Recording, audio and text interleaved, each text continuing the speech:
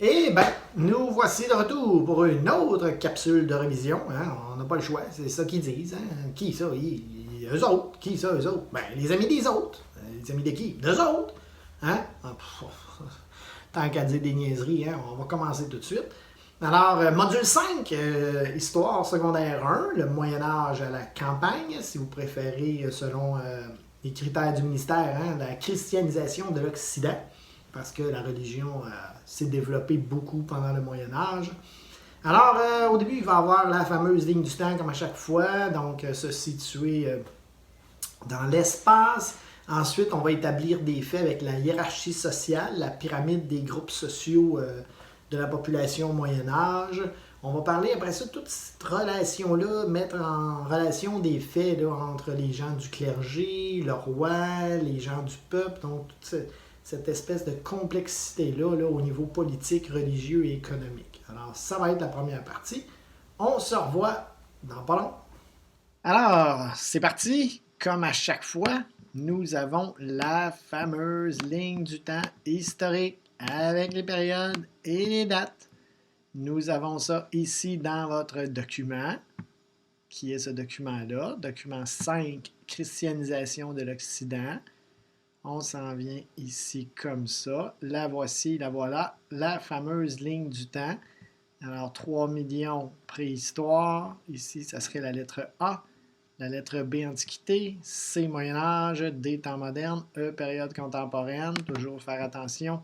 Si on a cette ligne-là ici avec le moins 10 000 ans, ben, ça serait quoi le moins 10 000 ans? Ben, ça serait vraiment le passage, je fais des beaux zéros, vraiment, le passage du mode de vie nomade au mode de vie sédentaire. Donc, la date moins 10 000 approximativement devient donc la sédentarisation. Sinon, si c'est de 3 millions à 3 500, c'est la préhistoire. On revient au plan de révision. On a donc la hiérarchie sociale. Donc, c'est la fameuse pyramide des groupes sociaux. On va aller voir ça dans notre document, ça ne sera pas long. Alors, voici. Alors, on a le roi en partant, les membres du clergé, et on se rappelle, il y avait toujours ce rapport de force-là là, entre le roi et les membres du clergé. Si les gens du clergé, les gens de l'Église, exemple, le pape ou l'évêque étaient très, très, très importants, ben, le roi, si il y avait une personnalité moins forte, ben là, le clergé ambitionnait dessus. À l'inverse, si on avait un roi avec un tempérament très, très fort, ben, il remettait un peu les gens d'église à leur place. Et ensuite, bon, il va avec les nobles, donc les gens de la noblesse, donc les ducs, des comtes, des barons ou des seigneurs. C'était des titres honorifiques selon leur importance. On a juste besoin de savoir noble, c'est correct. Ensuite, paysans et artisans, ils sont sur la même ligne parce que ils ont la même importance. C'est que les paysans vont fabriquer les produits, surtout agroalimentaires, surtout de la nourriture, alors que les artisans vont y aller avec plus des produits de biens courants. Et on a les serfs ici, qui sont des paysans non libres. Alors, ce n'est pas des esclaves, c'est des paysans non libres. On s'entend qu'on joue un petit peu sur les mots. Là. Chez les Grecs, chez les Romains, on disait que c'était des esclaves. Au Moyen Âge, on va y aller plus avec des serfs, mais en bout de ligne, on s'entend que ça se ressemble beaucoup, beaucoup, beaucoup. Revenons à notre plan de révision. On a ici ce qu'on dit qu'il y a vraiment, là, ce que je disais tantôt, là, que les gens de l'Église ici, les gens du clergé, les gens de l'Église, des fois vont avoir un rapport de force avec le roi. Il va vraiment avoir cette espèce toujours de chicane-là de qui va avoir le dessus, parce que le roi et les seigneurs se croyaient très importants parce qu'eux, ils combattaient pour protéger le royaume. Les gens de l'Église, eux, se disaient, nous, on prie et on a une importance, on prie pour que vous remportiez des batailles. Et en plus, on prie pour les gens qui travaillent, donc les paysans, les artisans et les serfs. De leur côté, les seigneurs et le roi, eux, ils disaient, ouais, mais nous, si on combat, justement, c'est pour que vous puissiez prier en paix et garder cette belle religion-là qui est forte. Et en plus, on va protéger les gens qui travaillent.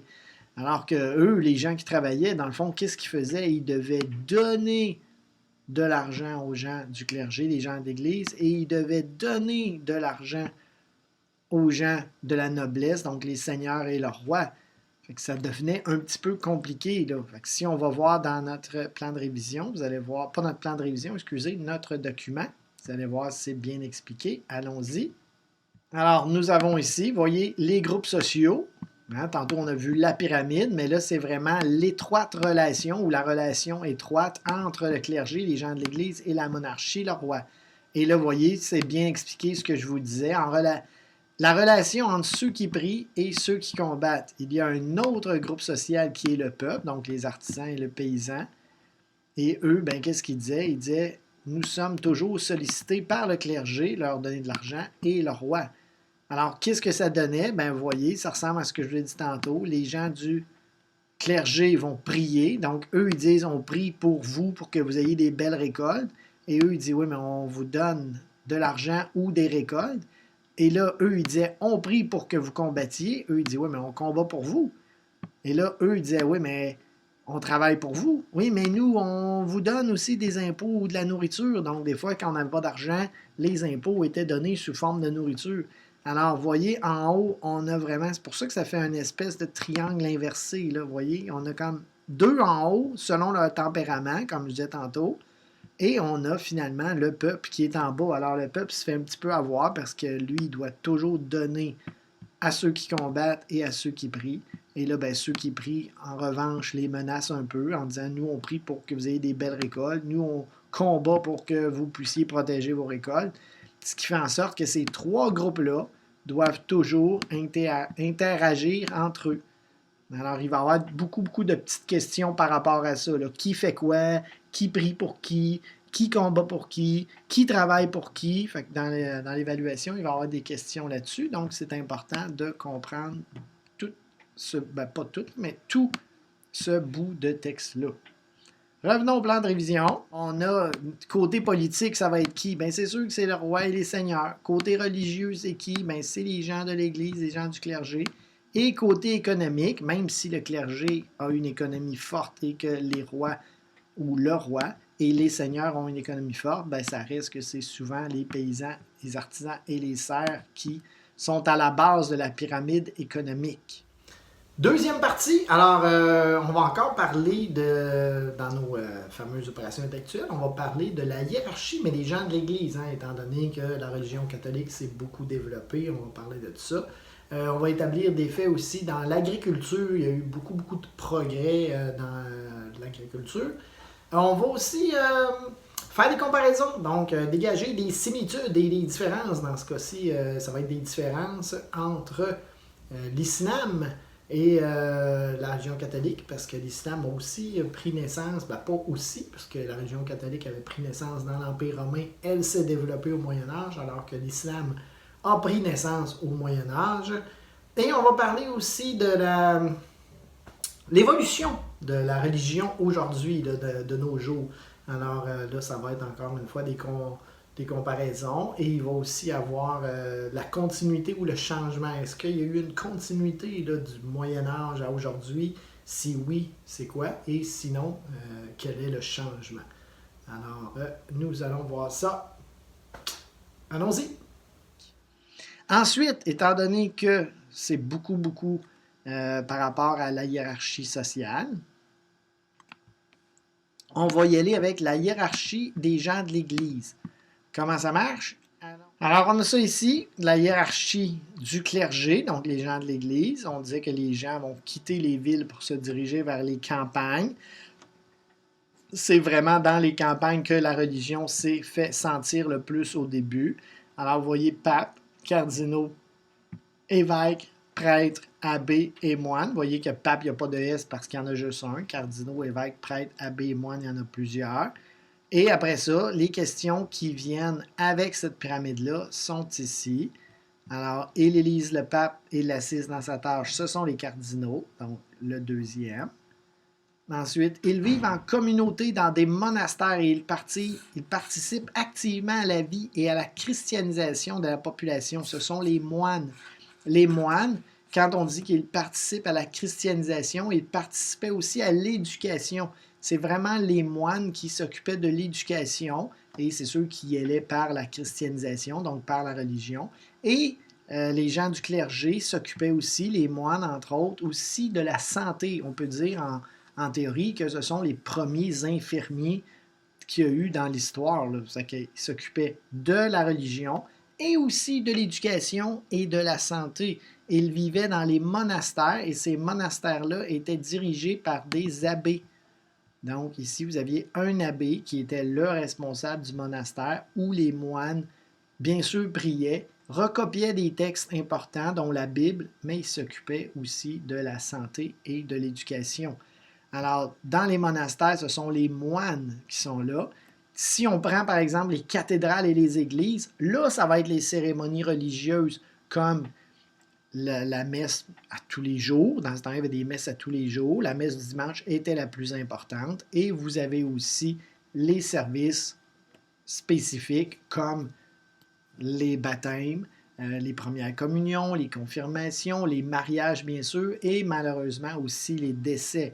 Alors, qui va faire ça? Ce sont les évêques et les prêtres, donc qui, eux, vont faire les cérémonies dans des églises. Alors, la différence, à l'examen, vous avez ça, la différence entre les moines vivent dans des monastères, participent à la christianisation, la santé et l'éducation, alors que dans des églises, ce sont les cérémonies religieuses, et il faut donner des exemples, comme j'ai dit tantôt, soit baptême, soit mariage, soit enterrement, vous y allez comme vous voulez.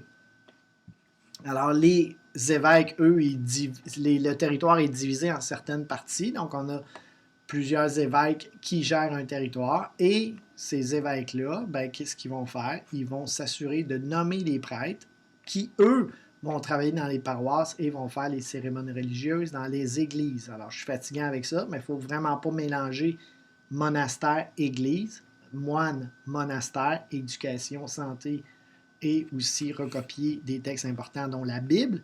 Et les prêtres, eux, s'occupent des cérémonies courantes. Et finalement, il est le chef suprême de l'Église, c'est le pape. Revenons au plan de révision.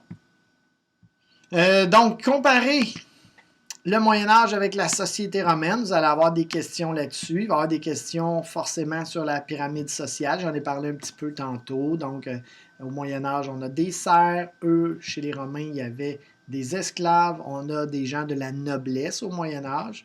Donc, on a aussi des gens de la noblesse dans la société romaine, les sénateurs, les patriciens. Fait que là, ici, il y a des ressemblances. Donc, il y a des similitudes dans nos critères d'évaluation. Et les différences, ben, c'est qu'on donne des noms différents à l'esclave et au cerf. Ensuite, on a les progrès dans l'agriculture. Effectivement, qui dit Moyen-Âge à la campagne dit aussi beaucoup d'agriculture. Donc, on l'a vu en classe, collier d'épaule, soc de fer, la herse, le moulin à eau et le moulin à vent. Vous avez dans votre document une image qui sera la même à l'examen, donc il faut la savoir. On va aller la voir immédiatement. C'est cette image-là. Alors, le collier d'épaule, qui était pour favoriser la puissance chez le cheval et moins de douleur aussi au cou, parce qu'avant, on attachait les harnais ici au cou, donc c'était très, très difficile de traîner la charrue ou la herse. La herse est ici, le tapis clouté qui va adoucir le sol. Donc, déjà, on peut dire la herse ici, donc adoucir le sol, aplanir le sol. Et la charrue qui est ici avec le soc de fer, c'est vraiment ici le soc de fer. Avant, c'était en bois, donc ça brisait, c'était plus résistant pour le cheval. La terre était moins facile à retourner. Alors, avec le soc de fer qui est pointu, donc ça va effectivement offrir un meilleur travail à la terre. Et on avait des moulins à eau lorsqu'on vivait sur le bord de l'eau et des moulins à vent si on vivait plus loin des cours d'eau. Dans le but, la fonction principale était bien sûr de moudre le blé qu'on a récolté. Donc, moudre le blé, c'est transformer les gerbes de blé en farine dans le but d'être capable d'avoir notre aliment de base pour la maison. Après ça, ben, qui dit Moyen-Âge, c'est sûr qu'on a des châteaux forts. Là, allez pas apprendre toutes les parties du château. Là, on a ça dans votre document, mais c'était juste pour le plaisir. C'était un peu plus ludique pour avoir du fun, comme je disais tantôt. C'est plus de savoir où on les construit. Donc, idéalement, on va essayer de construire ça sur le bord de l'eau. Toujours le même concept. Sur le bord de l'eau, terrain plat où il fait chaud. Malheureusement, des fois, ça ne marchait pas, donc on va les construire à base de collines. Ou bien des fois, on va se servir ce qu'on appelait un château à motte, donc avec des fossés, des douves tout le tour, pour essayer de surélever pour que ça devienne vraiment une place forte. Okay? Mais n'allez pas tout à prendre les parties du château, juste vraiment où, donc idéalement sur le bord de l'eau. Comment? Ben, c'était on va s'occuper d'être capable de les mettre le plus élevé possible pour que ça soit une place forte. Et pourquoi? Le pourquoi, ben, à la base, oui, ça va devenir un principe de prestige pour le roi, mais à la base, c'était vraiment un principe de protection pour éviter les attaques des autres peuples. On arrive après ça, comparaison entre l'islam et le catholicisme. Dans le fond, c'est un tableau comme ça. Alors, vous avez le Dieu de l'islam, donc c'est Allah, et le messager Mahomet. Le livre saint, c'est le Coran, alors que nous, c'est la Bible, hein, et notre Dieu et son messager était Jésus, bien sûr. Les lieux de pèlerinage, ici, on aurait pu mettre un X parce qu'il y en a deux, mais c'est Jérusalem et la Mecque. Ici, c'est Jérusalem. Lieu de prière, mosquée. Lieu de prière, l'église ou la cathédrale, qui va être plus grosse. Le pape détenteur du pouvoir religieux. Et ici, c'était des califes qu'on a aussi aujourd'hui. On a ce qu'on appelle des imams. Alors, c'est la différence entre l'islam et la religion catholique. Ensuite, on arrive. Comment la religion a évolué avec le temps? Donc, il y a ici des changements ou des continuités. Forcément, c'est un changement. La réponse va vraiment être un changement. Pourquoi? Parce qu'on a beaucoup moins de cérémonies religieuses qu'autrefois. Hein, si on parle aujourd'hui, dans nos années à nous, là, on a beaucoup moins de cérémonies religieuses. À certains endroits, on ferme des églises, on convertit des églises en d'autres utilités. Alors, les gens vont beaucoup moins dans les cérémonies. En général, là, toujours en général, les gens vont... Il y en a encore qui y vont là, à l'église, puis c'est correct aussi. Là, ici, c'est pas de question de porter un jugement. Mais en général, les valeurs, les mentalités ont changé. Alors, les gens vont moins à l'église. Ce qu'on appelait avoir la foi, avant on disait ça, là, avoir la foi en la religion. Maintenant, malheureusement, les gens ont moins la foi. La politique est moins importante, même si à l'occasion, les gouvernements vont s'impliquer dans des décisions là, religieuses. Techniquement, les gouvernements sont supposés de s'occuper de politique et les gens d'église sont supposés s'occuper de décisions d'église. Comme on a vu à l'époque, le noble, le roi, avait vraiment des fois une influence sur le clergé et ainsi de suite. Aujourd'hui, ça ne devrait pas arriver. Comme je vous dis, ça arrive encore, mais techniquement, ça ne devrait pas arriver. C'est pour ça qu'on dit que c'est un changement. Et voilà, c'est terminé. Alors, n'oubliez pas, comme à chaque fois, il faut étudier les modules précédents, c'est-à-dire module 4, 3, 2, 1, ainsi que les connaissances là, géographiques, les frontières du Québec, frontières du Canada, les océans qui entourent. Alors, vous êtes capable, on ne lâche pas, ça achève. Module 5. Bye bye.